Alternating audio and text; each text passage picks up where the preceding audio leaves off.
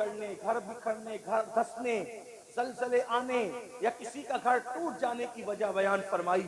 अल्लाह के रसूल अलैहिस्सलाम फरमाते हैं, जब तुम गाने, म्यूजिक और शराब में डूब जाओगे, ये मैं नहीं कह रहा हूं, अल्लाह के रसूल फरमा रहे हैं, जिसको अल्लामा इब्नुल जौजी ने नकल किया है, तवज्जो करना। आका इरशाद फरमाते हैं कि जब तुम गाने और म्यूजिक के अंदर और शराब के अंदर डूब जाओगे तो अल्लाह रातों रात तुम्हारे घरों को जमीन में धंसा देगा, रातों रात तुम्हारे घर जमीन में धंस जाएंगे।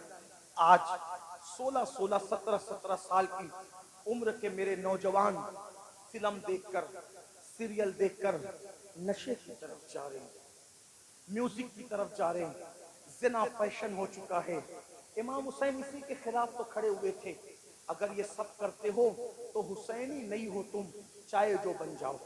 मैं किसी एक को नहीं कह रहा हूं, अपने आप में डूब कर सोचो, अगर मस्जिद को तुमने वीरान कर दिया, अल्लाह के घर को वीरान कर दिया, फजर की नमाज में सोते पड़े हो, तो आप 7 समंदरों का भी शरबत बना लो। तवज्जो करना, लोगों को मेरे जुमले तल्ख लगते हैं, लेकिन कोई कुछ कहे मेरे बारे में हकीकत है। 7 समुंदरों का शरबत बना लो, इमाम हुसैन के नाम पे बांट दो, लेकिन अगर तुम दीन मिटाओगे और शरबत बनाओगे तो इमाम हुसैन उस शरबत को कबूल नहीं करेंगे, बल्कि उस शरबत को तुम्हारे मुंह पे मार दिया जाएगा। लेकिन अगर तुमने बिल फर्ज सारी जिंदगी शरबत बनाया भी नहीं, शरबत पिलाया भी नहीं, हत्ता के शरबत का नाम भी नहीं लिया, लेकिन इमाम हुसैन जिस दीन को बचाने चले थे, अगर उस दीन की हिफाजत के लिए तुमने कुर्बानी दी तो इमाम हुसैन क़यामत में तुम्हें सीने से लगाएंगे। मेरे अजीज, मेरे भाई, आओ इमाम हुसैन के मिशन की तरफ तवज्जो करें। तो अर्ज ये कर रहा था, आजकल 16, 16, 17, 17 साल की उम्र के मेरे नौजवान इसी तरह शराब की तरफ, जिना की तरफ, जराइम की तरफ, म्यूजिक और गानों की तरफ जा रहे हैं, मस्जिदों को वीरान कर चुके हैं। मेरे अजीज भाई, अल्लाह के अजाब को दावत न दे, अल्लाह के गजब को दावत न दे।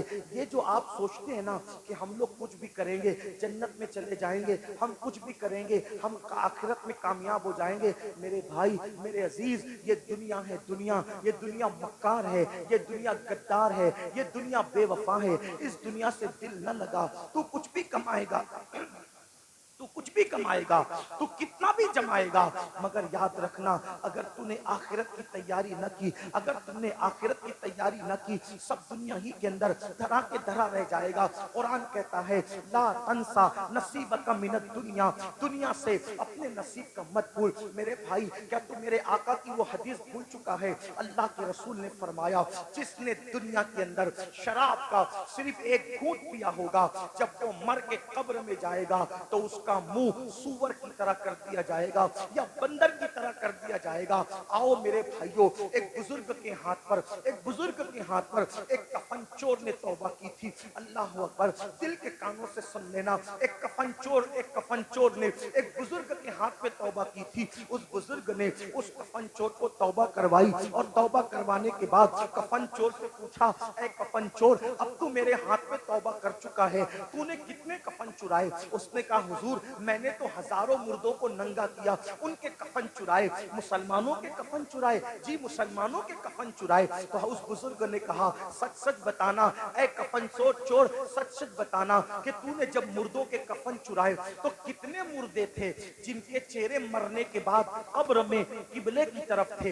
ध्यान से सुनना, तवज्जो से सुनना, थोड़ा मिंबर वालों से भी तवज्जो चाहता हूँ, बात न करें, बहुत नवाजिश होगी आपकी। मैं आपकी मालूमात में इजाफा नहीं कर सकता, लेकिन आपकी दुआएं जरूर ले सकता हूँ, आपकी भी तवज्जो चाहता हूँ। मेरी बात गौर से सुने, मैं एंड की तरफ बात को लेकर के जा रहा हूँ, ध्यान से सुनो। कफन चोर से बुजुर्ग ने पूछा, तूने हजारों मुसलमानों के कफन चुराए, ये बता कितने मुसलमान थे जिनके चेहरे किबले की तरफ थे और कितने मुसलमान थे जिनके चेहरे किबले से फिरे हुए थे? तो उसने कहा, हजरत, अल्लाह की कसम खा के कहता हूँ, अब तो मैं आपके हाथ पे तौबा करके नेक बन चुका हूँ। अगर मैंने 100 मुर्दों की लाश को खोला, 100 मुर्दों की कब्रों को खोला और उनकी लाश को मैंने नंगा किया, तो 100 मुर्दों में से 99 मुसलमान ऐसे थे जिनके चेहरे किबले से फिरे हुए थे। 100 मुर्दों में से 99 मुर्दे ऐसे थे जिनके चेहरे किबले से फिरे हुए थे। एक मुसलमान मिलता था 100 में एक, जिसका चेहरा किबले की तरफ होता था। उस बुजुर्ग ने अपने पीरो मुर्शिद को खत लिखा, हुजूर ये बताएं, अल्लाह अकबर, हुजूर ये बताएं, हुजूर ये बताएं कि मरने के बाद लोगों के चेहरे कब्रों में क्यों फिर जाते हैं, कब्रों में क्यों फिर जाते हैं। बुजुर्ग ने लिखा, बेटा जो लोग दुनिया में रसूलुल्लाह की सुन्नत से मुंह फेर लेते हैं, जो लोग दुनिया में रसूलुल्लाह की सुन्नत से मुंह फेर लेते हैं, मरने के बाद उनके चेहरे किबले की तरफ नहीं होते। ऐ मेरी कौम के जवानों, क्या डर नहीं लगता, क्या कब्र में नहीं जाना, क्या अल्लाह को मुंह नहीं दिखाना। जो सुन्नत से मुंह फेर ले, कब्र में उसका चेहरा किबले की तरफ नहीं होगा। हमने तो फर्ज से मुंह फेरा है, हमने तो फराइज से मुंह फेरा है। अल्लाह अकबर, नमाज छूट रही है, माथे पर शिकन तक नहीं है। अल्लाह अकबर, सूद के धंधे कर रहे हैं, हराम कारोबार कर रहे हैं, माथे पे शिकन तक नहीं है, झूठ बोल रहे हैं। ये फर्ज है झूठ से बचना, झूठ से बचना फर्ज है। अल्लाह अकबर, झूठ बोल रहे हैं, माथे पर शिकन तक नहीं है, नाप तौल में कमी कर रहे हैं, माथे पर शिकन तक नहीं है, औरतों पे पाप की नजर डाल रहे हैं, माथे पर शिकन तक नहीं है।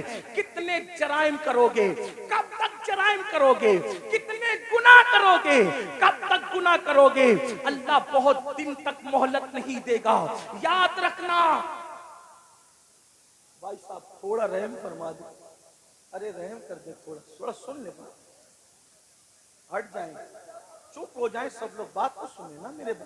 मैं बात कर रहा हूँ, आप लोग बात सुने, मैनेजमेंट आप सब लोग सुन लेंगे। एक बार आप भी बैठ जाएं, मेहरबानी करें, आप भी बैठ जाएं, सब बैठे। ये क्या तमाशा लगा, इतनी बड़ी महफिल सजाई, इतनी अच्छी महफिल सजाई, और आप लोग हैं कि कोई। भाई आप भी बैठ जाएं, अल्लाह रहम करे, आप भी बैठ, क्यों बोलते हैं, बैठ जाए, सब बैठे, अरे सब बैठे, आप भी बैठे। एक बार सब दुरूद शरीफ पढ़ें। अल्लाहुम्मा सल्ली अला। आप मत बोले भाई, किसी को मत बोले, मैं बोल रहा हूं, आप दुरूद शरीफ पढ़े भाई, दुरूद शरीफ पढ़े।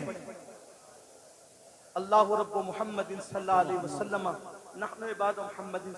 ये बीच में आप जब बोलते हो ना तो जहन मुंतशिर हो, चूंकि मैं तकरीर याद करके नहीं आता। देखो जो तकरीर याद करके आते हैं ना, आप कुछ भी करें उसको डिस्टर्ब नहीं होगा, वो याद करके आप फटाफट बोलता रहेगा।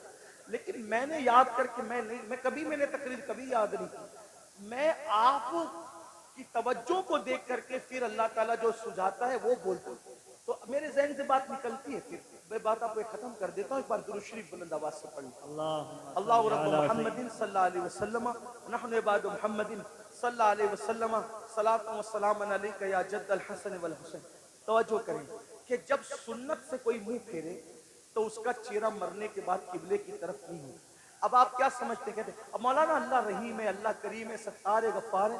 अरे ये बात मौलाना को आपसे ज्यादा समझती है कि अल्लाह रहीम है, करीम है, सत्तार है, गफ्फार है। लेकिन आपको पूछना चाहता हूँ, आप मुझे बताएं कि आप और हम अगर जराइम करें तो अल्लाह गैरत वाला, वो रहम वाला है, तो वो गैरत वाला भी है मेरे भाई। उसकी गैरत की तरफ तवज्जो क्यों नहीं करते? सिर्फ सुन्नत छोड़ने पर जब वो मुंह किबले की तरफ रखना गवारा न करे तो वो जन्नत के अंदर कैसे दाखिल करेगा? उसकी खुफिया तदबीर से डरो कि दुनिया में पहली और आखिरी बार आए हो। मुशरिकीन को देखकर, मुनकिरीन इस्लाम को देखकर उनकी तरह नंगा नाच न करो, उनकी तरह जुल्म न करो, उनकी तरह न... कि जब इंसान सुन्नत से मुंह फेर ले तो अल्लाह तबारक व तआला उसका मुंह काबे की तरफ रखना गवारा नहीं करता। काबे की तरफ मुंह रखना गवारा नहीं करता, अल्लाह जन्नत में उसको कैसे डालेगा?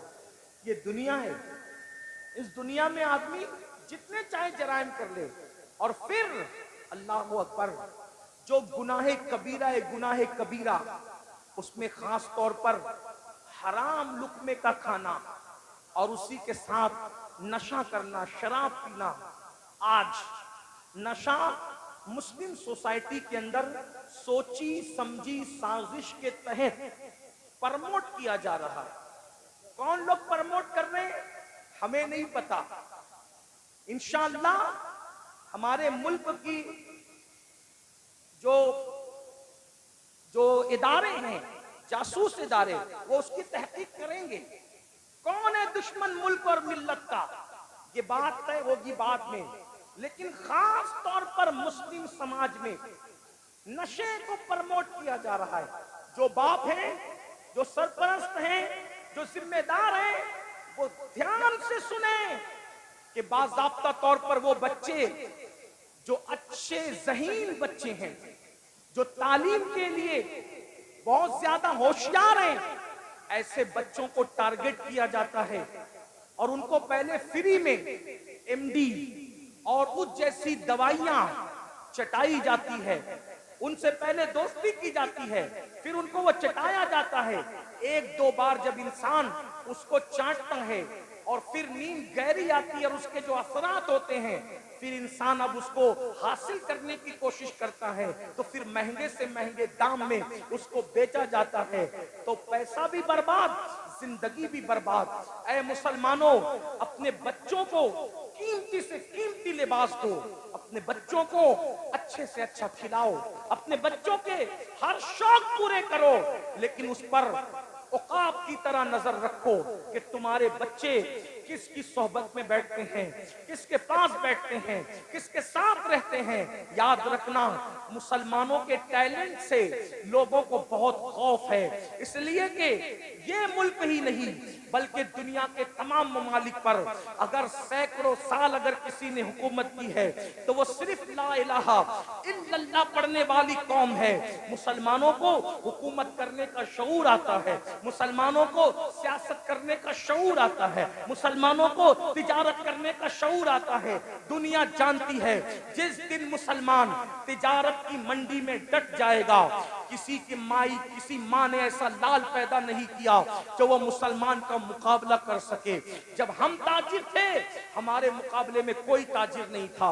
जब हम सियासत कर रहे थे, हमारे मुकाबले में कोई सियासतदान नहीं था। हम इल्म के मैदान में डटे थे, हमारे मुकाबले में कोई नहीं था। दुनिया के सारे इंसान बगदाद में और मिस्र में हमारे दरवाजों पर कासे गदाई लेकर इल्म की भीख मांगा करते थे।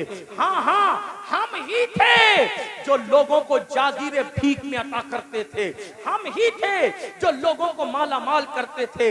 ऐ मेरी कौम के जवानों, लोगों को तुम्हारे टैलेंट से खतरा है, इनको पढ़ने मत दो, इनको आगे बढ़ने मत दो, इनको तिजारत करने मत दो, इनको जो है माश और मैशत की तरफ आगे बढ़ने मत दो, इनको गानों का आदी बना दो, इनको गेम का आदी बना दो, इनको नशे का आदी बना दो, इनको शराब का आदी बना दो। जालिमों, अपनी जिम्मेदारियों को महसूस करो। ये खिलौना मोबाइल का जो तुम्हारे हाथ में दे दिया गया है और अलग अलग गेम्स तुम्हें ला करके दे दिए गए हैं, कब तक गेम में डूबे रहोगे? गेम में मुब्तला करने वाले तुम्हारे खैर खान नहीं है, ये तुम्हारे मुस्तकबिल को तबाह कर देना चाहते हैं। नशे में डुबाने वाले तुम्हारे खैर खान नहीं है, ये तुम्हारे मुस्तकबिल को बर्बाद कर देना चाहते हैं। ऐ मेरी कौम के जवानों, हम गेम खेलने वाले लोग नहीं हैं, हम गेम खेलने वाले लोग नहीं हैं। हम तो नाखूने तदबीर से उम्मत की बिखरी हुई जुल्फों को संवारने वाले लोग हैं। हम तो कौमों के मुस्तकबिल को ताबनाक बनाने वाले लोग हैं। नौजवान किसी कौम का सरमाया होता है। अगर नशा करोगे, खुद की फिक्र नहीं होगी, माँ बाप की फिक्र क्या करोगे? नशा करोगे, खुद की फिक्र नहीं होगी, औलाद की फिक्र क्या करोगे? नशा करोगे, खुद की फिक्र नहीं होगी, अपनी कौम की फिक्र क्या करोगे? मुसलमान नौजवानों, हमारा जवान खुद भी बढ़ने वाला है, कौम को भी आगे बढ़ाने वाला है। फिक्र करो, अपनी कौम को आगे बढ़ाओ। जानते हैं, जब तक नशा हमारे समाज में नहीं था, कौम इतनी गरीब नहीं थी। आज एक सर्वे बताऊं, पूरे हिंदुस्तान में मैं हुजूर अलैहिस्सलाम की नालैन के सदके जाता हूं, अमीरों के यहाँ भी रुकता हूं, गरीबों से भी मेरे ताल्लुकात है। आपको बताऊं, आज हर बाप की शिकायत ये है कि बूढ़ा बाप कमा रहा है, जवान लड़के नहीं कमा रहे। जवान लड़के फजूल घूमते हैं, टी शर्ट पहन लिया, जींस पहन लिया, अच्छी बाइक पर, नंगा नवाब, किले पे घर, यानी उसके जैसा कोई नहीं। मुसलमानों, अपने बूढ़े बाप पे बोझ मत बनो। गेम की वजह से, नशे की वजह से, फजूल दोस्तों की वजह से जो जवान अपने माँ बाप पे बोझ है उसका तो कोई शुमार ही नहीं। अगर नफली नमाजें भी तुम्हें अपने माँ बाप पे बोझ बना दे, इस्लाम उसको भी पसंद नहीं करता। मैं जिम्मेदारी से अर्ज करता हूँ, हालांकि नमाज मेरा टॉपिक है, मैं जब भी किसी जगह गुफ्तगू करता हूँ बगैर नमाज की फजीलत के मैं उन्वान मुकम्मल नहीं करता, मैंने अपने ऊपर लाजिम कर रखा है। लेकिन एक बात कहूँ, फारूक आजम के दौर में एक जवान था जो रात दिन मस्जिद में पड़ा रहता था, वो फारूक आजम थे। फारूक आजम थे, किसी की रियायत कभी नहीं की। फारूक आजम ने देखा एक जवान है रात दिन मस्जिद में पड़ा रहता है, उसको पूछा तू रात दिन मस्जिद में पड़ा रहता है, तेरे घर का खर्चा कैसे चलता है, ये बता तेरे घर के अखराजात कैसे निकलते हैं। तो उसने क्या कहा, हजरत मेरा एक भाई है और वो मेरी तरह मस्जिद में पड़ा नहीं रहता, अजान होती है मस्जिद में आता है, नमाज पढ़ के फौरन चला जाता है और वो इतनी मेहनत करता है कि उसके घर का खर्चा भी वो चलाता है और मेरे घर का खर्चा भी वही चलाता है, हम दोनों का बोझ वो उठाता है। फारूक आजम ने कहा कयामत के दिन तुझसे बेहतर दर्जे में जन्नत में तेरा भाई रखा जाएगा। क्यों? क्योंकि तू नफिल पढ़ के उस पे बोझ बना हुआ है और वो नफिल न पढ़ के तेरा बोझ उठाने वाला बना हुआ है। नफल इबादत से बेहतर किसी का बोझ उठाना है। आप ये बात समझें मुसलमानों, मेरी कौम के जवानों, मेरी कौम के जवानों, हमारे प्यारे मुल्क भारत में 60% से ज्यादा जवान है। जवान यानी पूरी दुनिया में अगर सबसे ज्यादा जवान किसी मुल्क में मौजूद है वो हमारे हिंदुस्तान में है। इसीलिए आप पूरे जलसे को काउंट कर लें, मेरी बात पे यकीन नहीं आता, आपको 90% जवान न नजर आए तो देख लेना, आप देखिए तो आप सब जवान हो, सब के सब जवान हो। और आपको बताऊं ये जो उलमा की दाढ़ियां सफेद हो गई है, इनकी दाढ़ियां सफेद है मगर ये भी जवान है, क्योंकि मोहम्मद के गुलामों को बुढ़ापा आ नहीं सकता। तुम सब जवान हो। लोग क्या चाहते हैं, गौर से सुनो, ध्यान से, लोग क्या चाहते हैं, दो चीज, मुसलमानों को जाहिल करो और इनको गरीब करो, गरीब करो, जाहिल करो, फिर क्या होगा, गुर्बत कभी कभी इंसान को कुफ्र तक ले जाती है। जब ये गरीब हो जाएंगे एक हाथ से रोटी देंगे और उसके बाद कहेंगे ईमान बेचो, ईमान खरीद लेंगे रोटी के टुकड़े पर। अब बिलाल जैसा इनमें थोड़ी मौजूद है जो पिट कर भी दीन पे कायम रहे। जो कौम गाने की दहलीज पर ईमान का सौदा कर सकती है वो कौम क्या रोटी के टुकड़े पे ईमान का सौदा न करेगी?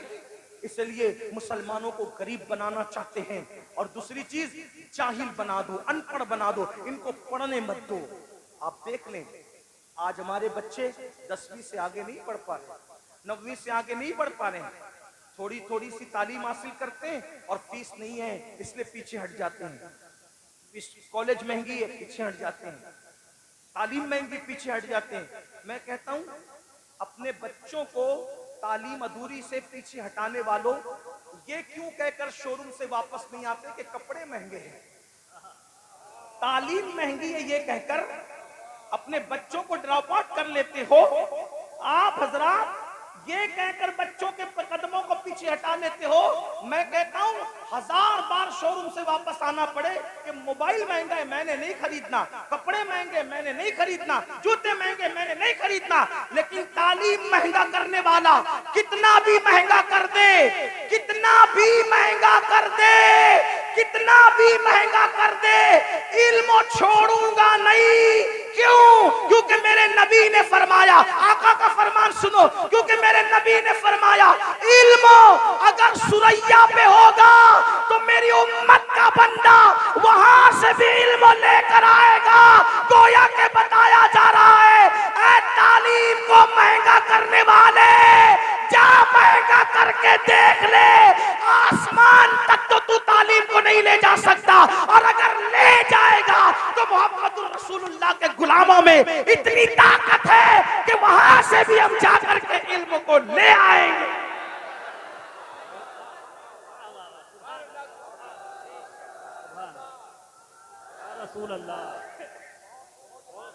मालदार बनो, और एजुकेशन पे मेहनत करो।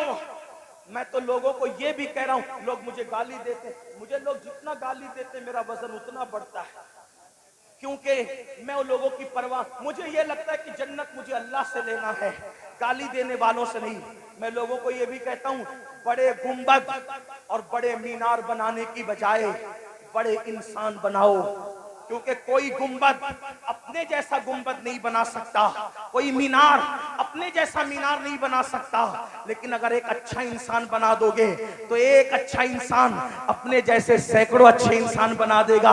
यही तो बात थी ना, रसूलुल्लाह ने हुसैन को अच्छा बनाया था, एक हुसैन ने दुनिया में करोड़ों हुसैनी पैदा कर दिए, एक चिराग से कितने चिराग बने। सिद्दीक अकबर जैसा अच्छा इंसान बनाया, फारूक आजम जैसा अच्छा इंसान बनाया, उस्मान गनी जैसा अच्छा इंसान बनाया, मौला अली जैसा अच्छा इंसान बनाया, अशरे मुबश्शरा जैसा अच्छा इंसान बनाया। इन अच्छों ने, इन चंद अच्छों ने कितने अच्छे अच्छे पैदा कर दिए कि वो दीन के मुहाफिज हो गए। तो मेरी गुजारिश है, देखो एक ताजमहल बनाया शाहजहां ने, लेकिन वो ताजमहल बनने को सदियां बीत गई, उस ताजमहल ने दूसरा ताजमहल तैयार नहीं किया। लेकिन आपको बताऊं, आले रसूल अहमदी ने एक अहमद रजा पर नजर डाल करके अच्छा बनाया, तो उस अहमद रजा ने कितने अच्छे दिए। सदरुल शरिया जैसा अच्छा वहीं से मिलता है, शेरबेश अहले सुन्नत जैसा वहीं से मिलता है, जफरुद्दीन बिहारी जैसा वहीं से मिलता है, अल्लाह मुहद्दिस आजम जैसा वहीं से मिलता है, मुफ्ती आजम जैसा वहीं से मिलता है, हुज्जतुल इस्लाम जैसा वहीं से मिलता है। तो पता क्या चला,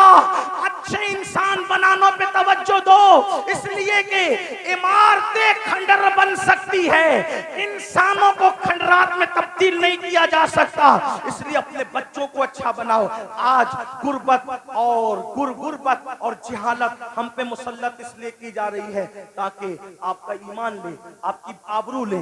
आज अगर हमारी बच्चियां किसी का हाथ पकड़ कर जा रही है, इसमें 90% गुर्बत का अमल दखल, गुर्बत का अमल दखल है, गरीबी आदमी को कुफ्र तक ले जाए। लेकिन एक बात बताऊं, गुर्बत से ज्यादा तरबियत न करने का अमल दखल है, क्योंकि गुर्बत कितनी भी हो, तरबियत अगर होगी तो फिर कोई कुछ छीन नहीं सकता।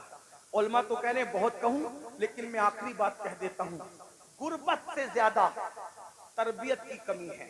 आखिरी बात, जो बच्चियां जा रही, हालांकि एक बात आपसे कह दूं, इतने हजारों के मजमे में अपने जलसे में ये मत कहो कि इतने लाख चली गई, उतनी हजार चली गई। मैं बार बार कह रहा हूं, इसको मत कहो, क्योंकि ये नफ्सियाती तौर पे दुश्मन हमें मुतासिर करना चाहता है। कोई जरूरत नहीं हमें कहने की इतनी लाख, हमारे पास सबूत क्या है, इतनी लाख गई उतनी लाख गई। तो कहते हैं मीडिया ने कहा, हम कहते हैं मीडिया अगर कह दे कि चांद दिखा तो हम मीडिया का चांद नहीं मानते। जिसके कहने पे चांद का आना नहीं मानते, उसके कहने पे बेटियों का जाना कैसे मान सकते हैं?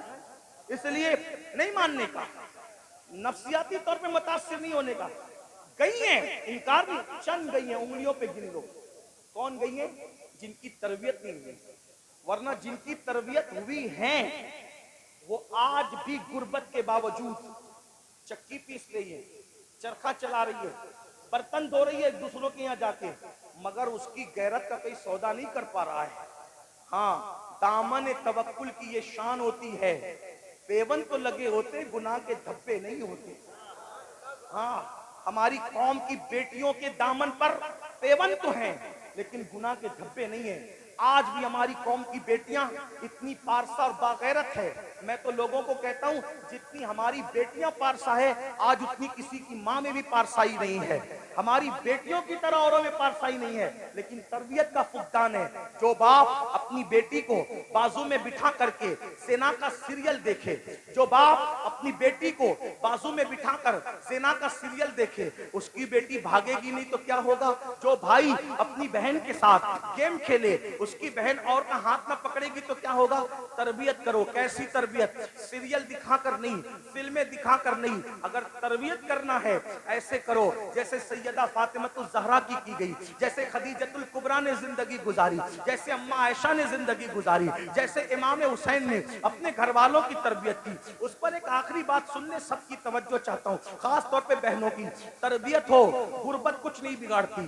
तरबियत हो, गुर्बत कुछ नहीं बिगाड़ती। आइए, उससे बड़ी गुर्बत किसकी होगी जो करबला में अहलुल बैत को थी। थी, नबी के खानदान को थी। अल्लाह अकबर। आइए उस गुर्बत की हल्की सी अक्कासी करता हूँ। उस गुर्बत को देखना है, उस शामे गरीबा को देखो। अल्लाह अकबर। आए थे तो खैमे के अंदर नौजवानों की कसरत थी, खैमे गजगजा रहे थे नौजवानों से। अल्लाह अकबर। लेकिन जब जा रही है सैयदा ज़ैनब पाक करबला आई थी तो दर्जनों जवान थे घर में और खैमे गजगजा रहे थे कड़ियल जवानों की जवानी से।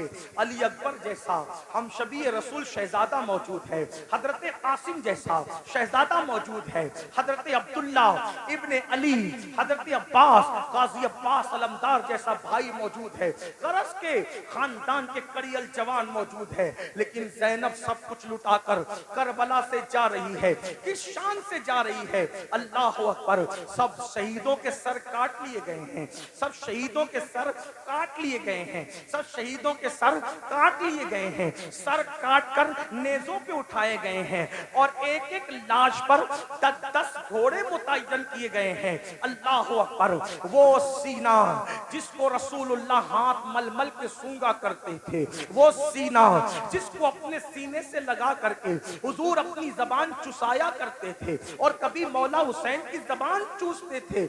आज अल्लाह अकबर उस सीने पर से कपड़ा हटा करके, बल्कि उस सीने पर रखे हुए कपड़े निकाल करके इमाम अली मकाम के जिस्म और शहीदों के जिस्म से कपड़े भी निकाल लिए गए और कपड़े निकाल करके एक एक लाश को 10 घोड़ों से कुचल दिया गया।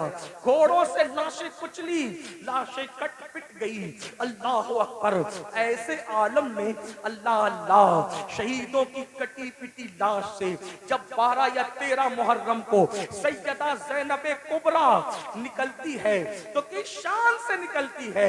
मौर्रिकीन लिखते हैं सैदानियों के हाथों को रस्सियों से बांध दिया गया था और पैरों में बेड़ियां डाल दी गई थी। अल्लाह अकबर। इमाम अहले सुन्नत के छोटे भाई उस्तादे ज़मन के बकौल उनकी तहरीर की रोशनी में बीबियों के ज़ेवरात तक छीन लिए गए, कानों की बालियां तक छीन ली गई, हत्ता के दुपट्टे तक छीन लिए गए। जिनके घर में इजाजत के बगैर जिब्रील नहीं आते थे, आज उनके सरों के दुपट्टे भी छीन लिए गए हैं। अल्लाह अकबर। वो इमाम ज़ैनुल आबिदीन जो कई दिन से बीमार हैं, 3-4 दिन के भूखे प्यासे हैं, गले में तौक डाला गया है लोहे का, हाथों में हथकड़ियां हैं, पैरों में बेड़ियां हैं और ऊंटों की नकेल उस बीमार के हाथ में दी जाती है। ज़ैनुल आबिदीन उस नकेल को पकड़ के गिर जाते हैं, जब गिरते हैं तो पीठ में तमाचे मारे जाते हैं। सैयद नसीरुद्दीन नसीर गोलड़वी कहते हैं, आखिर नसीर अदावत के भी कुछ न कुछ आदाब होते हैं, नसीर अदावत के भी कुछ न कुछ आदाब होते हैं। किसी बीमार को जंजीर पहनाई नहीं जाती, किसी बीमार को जंजीर पहनाई नहीं जाती। तमाचे मार लो, खैमे जला लो, कैद में रख लो, तमाचे मार लो, खैमे जला लो, कैद में रख लो। अली के गुल रुखों से बूवे ज़हराई नहीं जाती, अली के गुल रुखों से बूवे ज़हराई नहीं जाती। सोचो, गौर करो, ये करबला है, इस खानदान पे कितना जुल्म हुआ है, कितना मजलूम है ये खानदान। जब कटी पिटी लाशों से ये सैदानियों का अल्लाह अकबर लुटा पिटा काफिला जब जाने लगा तो सैयदा ज़ैनब ने कहा, नाना जान आप पर अल्लाह की और फरिश्तों की दुरूदें हो। उस हुसैन को देखो जिसके लिए आप सजदे तवील करते थे, जिसके लिए आप सीने पे चढ़ाते थे, जिसे कंधों पे उठाते थे, आज उसकी कटी पिटी लाश को कफन तक मयस्सर नहीं है, उस पे खाक उड़ रही है। जब आपने रोया, आपके रोने को देखकर अपना बेगाना सब रो पड़े। लेकिन कहना ये चाहता हूं, ये लुटा पिटा काफिला जब कूफा गया तो एक तारीखी रिवायत के मुताबिक, तारीखी रिवायत बहुत सारी है, एक तारीखी रिवायत के मुताबिक लुटा पिटा काफिला जब कूफा में गया तो कूफा में ऐलान हो रहा था, कूफा वालों कुछ लुटेरे थे कुछ डाकू थे, कुछ रास्ता मारने वाले थे, वो बगावत कर रहे थे। हमने उनके सर काट लिए और उनकी औरतों को हम कैदी बनाकर और बच्चों को कैदी बना के ला रहे हैं। उनका तमाशा देखो। यानी ये नहीं कहा गया आले रसूल को कैदी बना के ला रहे, क्या कहा झूठों ने, जालिमों ने, पलीदों ने कि हम डाकुओं को, लुटेरों को काट करके और उनकी बीवी बच्चों को जो वो कैदी बना के ला रहे हैं। अल्लाह अकबर। पूरा कूफा बाहर आ गया, दिल रखने जगह नहीं थी। उनकी औरतें छतों पे चढ़ गई। जब छत पे चढ़ी, कितने दिन हो गए? मेरी अपनी छोटी सी मालूमात के मुताबिक करबला वालों को भूख और प्यास से कम 6 दिन से ज्यादा हो गए थे। ज्यादा से ज्यादा 15 भी कर लें, 12 कर लें, जो आपको तहकीक करना हो करें। मैं कोई मुहक्किक नहीं, सिर्फ नसीहत की बात कर रहा हूँ। कम से कम 6 दिन हो गए थे भूखे प्यासे होने में। गुर्बत नहीं, तरबियत। गुर्बत नहीं, तरबियत। गुर्बत नहीं लुटा रही हमें, पहले तरबियत का न करना लुटा रहा है। जब ये काफिला जिसमें बीवियों की चादरें छीनी गई, बीवियों को रस्सी से बांध करके नंगी पीठ पर बिठाया गया और कहा गया कि बागियों की औलादों को और बीवियों को कैदी बना के ला रहे हैं, तो कोफा की औरतें छत पे चढ़ गई थी। सैयदा ज़ैनब ने कहा, ऐ नबी की बेटियों, ऐ नबी की बहुओं, ऐ नबी की नवासियों, तुम दुपट्टे से अपना मुंह ढकती थी, अब तुम्हारे पास दुपट्टे नहीं है, तो अल्लाह ने तुम्हें बड़े बाल इसलिए दिया है कि अपने बड़े बालों को अपने मुंह पे डाल लो और अपने बड़े बालों से पर्दा करो। मेरी बहनें अगर मौजूद है, ऐ इमाम हुसैन के नाम पर सब कुछ लुटाने वाली मेरी बहन, वहां दुपट्टे नहीं है तो चेहरे के बालों से मुंह ढका जा रहा है। तेरे पास तो हजारों का दुपट्टा है, फिर भी तू मुंह खोल करके वलीमा में जाती है। इमाम हुसैन की रूह पे क्या गुजरती होगी? फिर तू मुंह खोल करके बाजारों में घूमती है, हुसैन पाक के नाना के दिल पर क्या गुजरती होगी? नादान मेरी बहन, यजीदियों के तीर इमाम हुसैन के जिस्म को छलनी करते थे और तुम्हारी बदअमालियां इमाम हुसैन के सीने को छलनी करती है, इमाम हुसैन के दिल को छलनी करती है। यजीदी न बनो, सच्चे हुसैनी बनो। बहरहाल चेहरे पे बाल डाल लिए गए। कूफा की औरतें ने जब देखा, औरतों ने, छोटे छोटे बच्चे हैं, छोटे छोटे बच्चे हैं, औरतें हैं, तो उन्होंने रोटियां और खजूरें फेंकना शुरू की। सदका सदका सदका। आपसे पूछता हूं, गौर करना घर जाके, गर्मी मई के महीने में अगर 16-15 घंटे का रोजा हो जाए ना, तो आदमी तस्बीह पढ़ता है लेकिन तस्बीह पे दिल नहीं लगता, दिल पूरा शरबत और पानी पे लगा रहता है। और सच्ची बात यह है, जब अजान होती है तो आदमी ये भी नहीं देखता मेरी अम्मी ने रोजा खोला कि नहीं, मेरे अब्बा ने खोला कि नहीं, बीवी ने खोला कि नहीं, बच्चे ने पानी पिया कि नहीं, सीधा गिलास में हाथ डालकर पहले शरबत और पानी पीता है। 16 घंटे की भूख और प्यास सबको भुला देती है। ये हुसैन पाक के घर की तरबियत थी। 6 दिन से ज्यादा की भूखी प्यासी सकीना, शहजादी सकीना, जिसकी उम्र सिर्फ 7 साल की थी, जब रोटी आई सदका, तो फूफी की तरफ देख के कहती है, फूफी अम्मी, हम तो आले रसूल है ना, हम पर तो सदका हराम है ना, तो क्या इतने दिन भूखे प्यासे रहने से सदका हलाल हो जाता है? इतने दिन भूखे प्यासे रहने से क्या सदका हलाल हो जाता है? तब सैयदा ज़ैनब ने गजबनाक होके कहा, ओ कूफा वालो, हम आले रसूल है, हम सदका खाने वाले लोग नहीं है। और अपनी भतीजी को कहा, मेरी बेटी, हम सदका खाने वाले लोग नहीं, सदका न खाना। आपसे पूछना चाहता हूँ, वो सदका, तवज्जो कर, वो सदका जो सिर्फ आले रसूल पे हराम है, तवज्जो, वो सदका जो सिर्फ आले रसूल पे हराम है, इतने दिन की भूख और प्यास के बाद जब उन लोगों ने वो हराम सदका नहीं खाया, तो वो सूद जो सूअर की तरह हराम है, वो सूद जो सूअर की तरह हराम है, वो शराब और नशा जो सूअर की तरह हराम है, वो लोग तैयब और ताहिर रोटियां सदके के नाम पे आए तो नहीं खाते। और तुम कैसे हुसैनी हो कि जो शराब, सूद, सूअर की तरह हराम है। तुम उसको खा करके हुसैनी बनना चाहते हो, घर जा करके सोचो कि क्या कह रहे हो और क्या बन गए हो। अल्लाह हमें ये शऊर अता फरमाए, बदलने की तौफीक अता फरमाए, अपने आप को तब्दील करने की तौफीक अता फरमाए। और गुफ्तगू के दरमियान अगर कोई गलती हो तो अल्लाह माफ फरमाए। अस्तगफिरुल्लाह रब्बी इन्ना रब्बी लगफूरुर रहीम वमा अलैना इल्लल बलाग। अस्सलामु अलैकुम व रहमतुल्लाहि व बरकातुहू।